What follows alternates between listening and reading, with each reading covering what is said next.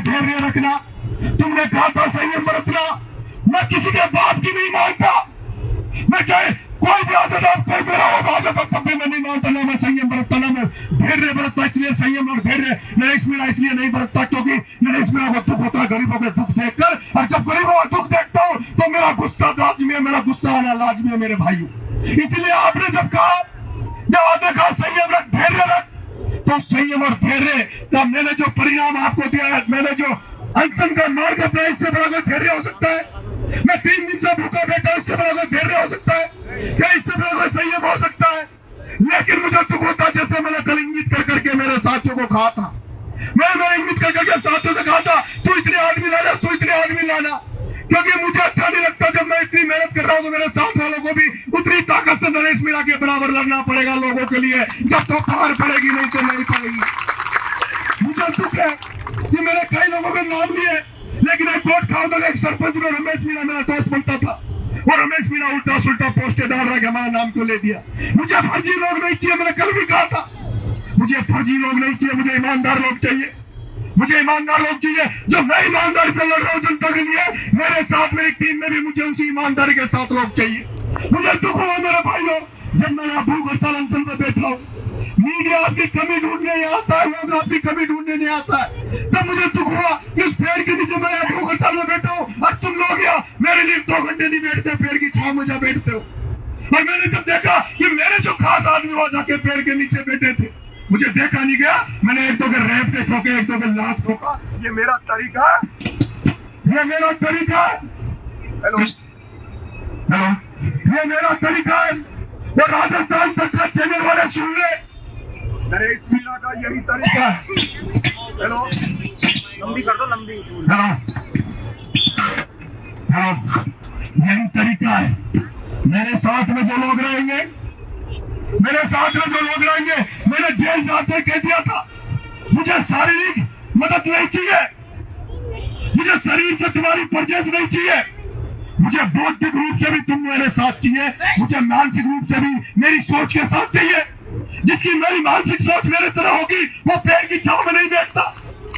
अरे ये तो मैं तो सोचता नहीं, चांदनी नहीं लगानी चाहिए तो मुझे धूप में देखना चाहता था। मैं क्या मैं तुम्हारे लिए ऐसी लगाऊं या क्या मैं ऐसा टेंट लगाऊं जो जिसमें तुम्हें छांव में नहीं बैठना पड़े?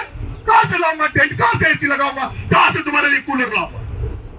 मैंने दिन थप्पड़ उसके मुकेश शर्मा के, और मैं ये भी जानता हूं, मैं उसी के थप्पड़ देता हूं, उसी के नाथ देता हूं जो मेरा बहुत ज्यादा समर्पित व्यक्ति होता है। मैं अनजान व्यक्ति के ऊपर कभी आप मेरा जब गुस्सा होगा तो मैं अपने व्यक्ति को व्यक्त कर सकता हूँ, अनजान व्यक्ति पर नहीं कर सकता। मुझे दुख हुआ कि मुझे चाहने वाले लोग वहां बैठे थे। मेरे साथ लड़ना है मेरे भाइयों, यहाँ पढ़िए, यहाँ बड़ी सब दुनिया जानती है, पूरा राजस्थान जानता है कि हम किन लोगों से लड़ रहे हैं, किन लोगों से लड़ रहे हैं। जो मीडिया, हमारी प्रिंट मीडिया, मुझे डर तो किसी का ही नहीं लगता, डर तो मुझे किसी का नहीं लगता, ना मीडिया का लगता, ना किसी का लगता। और जब मीडिया की मैंने आशा करी थी, आते कहा था, मैंने ये चप्पल छोड़ रखे, मैंने चप्पल छोड़ रखे, मैंने MP बनने के लिए नहीं छोड़ रखे मेरे भाइयों। मैंने राजस्थान की हारोती अंचल को भ्रष्टाचार के नेताओं से बचाने के लिए चप्पल छोड़ रखे हैं। जब उनको MP नहीं बनने दूंगा तब जाके मैं चप्पल पहनूंगा मेरे भाइयों।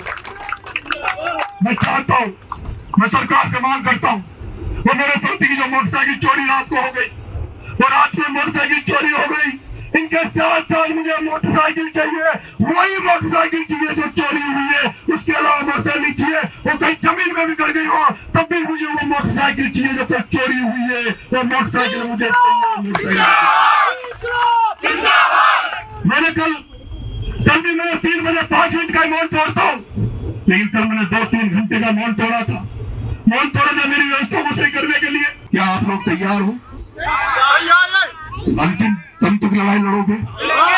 हाँ जी, लड़ोगे?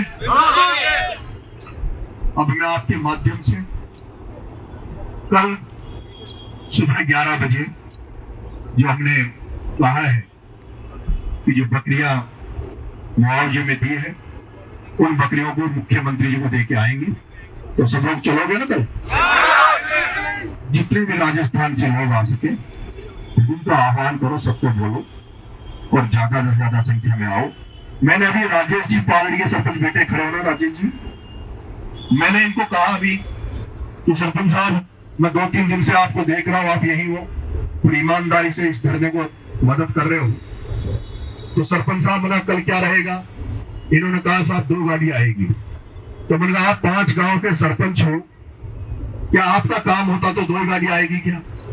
तो फिर इन्होंने थोड़ी देर मेरे को कहा कि भाई साहब आप 5 मिनट का समय दे दो, मैं बात करके आता हूं।